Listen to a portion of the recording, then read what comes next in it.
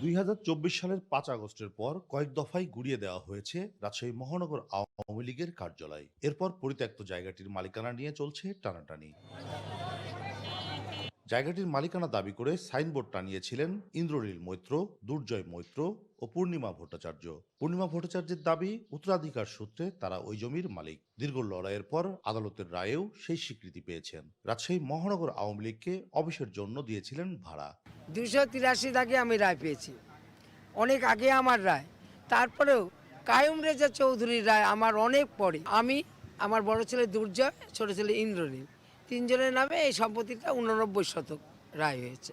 89 শতকের মধ্যে রাস্তা গেছে, এর মধ্যে আওয়ামী লীগ অফিস ছিল, তারপরে পিএনের এই যে পাশে যে জায়গাটা ওটা আছে।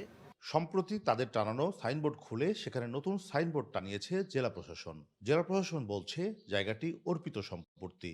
আইন অনুযায়ী এটি দেখাশোনার দায়িত্ব জেলা প্রশাসকের। কেউ মালিকানা দাবি করলে আদালতের রায় নিয়ে আসতে হবে। সর্বশেষ 2012 সালের যে গেজেট আছে, এপ্রিল মাসের 3 তারিখের গেজেট, ওই গেজেটে এটা হচ্ছে যে বাংলাদেশ সরকারের নামে এটা তফসিল হিসেবে গেজেটে হয়। হ্যাঁ, এখন হচ্ছে যদি কেউ এই জমি দাবি করে তাহলে তাকে মামলা করে কোর্টের রায় নিয়ে আসতে হবে। পূর্ণিমা ভট্টাচার্যের দাবি, আদালতের রায়ের আগে এটি অর্পিত সম্পত্তি ছিল, এখন এই সম্পত্তির মালিকানা তাদের। আদালতের নির্দেশনা থাকার পরও তাকে জায়গা বুঝিয়ে দেওয়া হচ্ছে না। কয়েক দফা আবেদনও করেছেন জেলা প্রশাসকের কাছে।